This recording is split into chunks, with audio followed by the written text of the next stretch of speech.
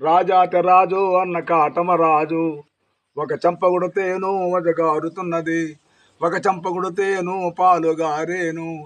ఏడేళ్ల కాటమరాజు రణాల మీదకి బయలుదేరి వెళ్ళిపోవాలని గంగా దేవాలయము కదిలి వచ్చినాడు. వల్లవల పిలిపించినాడు, వజ్రవాకులు తీపిచినాడు. తిరుమందుల పిలిపించినాడు, తిరువాకులు తీపిచినాడు. అచ్చమ్మ గంగమాయిల అమృతము తెప్పించి ఆ దేవస్థలమంతా అలికి పులకర్వ చేసి ధూపదీప నైవేద్యము సమర్పించి ఆ అమ్మవారిని వేడుకుంటున్నాడు కాటమరాజు. గంగరో ఓ గంగా,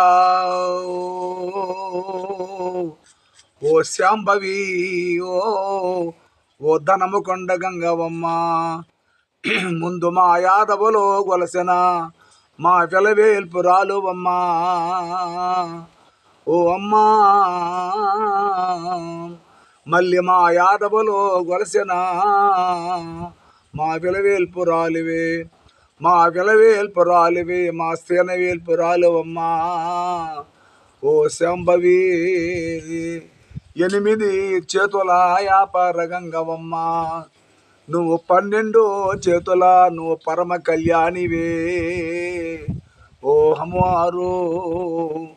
సోలము ఒక చేత నీకు సురుడు ఒక చేతనమ్మా, గాలమొక చేత గజ సోలమొక చేత పేమున్నొక చేత బెత్తమొక చేత శేషుడు ఒక చేత శేషగిన్నె ఒక చేత, ఓ శాంభవి.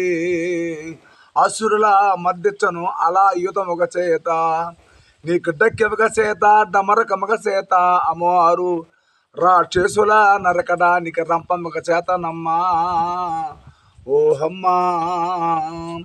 అమ్మా తల్లి గంగావీర పరంజ్యోతి మటుమాయ శక్తి ఓ మాయదార గంగా, నేను బయలుదేరి రణాల మీదకి పోయి ఆ రణాల మీద మా తండ్రిని చంపిన పగవాన్ని చంపి పగవాని శిరస్సులో మా తండ్రి పాదుకాన ఉంచి మా తండ్రి నేను కలయ మాట్లాడి సుఖాక్షేమాన వచ్చినట్లయితే నీకు ఎడలేని ప్రార్థన చెల్లిస్తానమ్మా గంగావీర పరంజ్యోతి.